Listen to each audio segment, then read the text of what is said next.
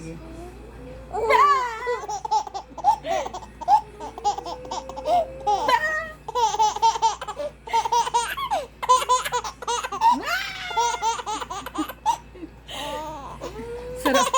Sarap, sarap gawing ringtone eh.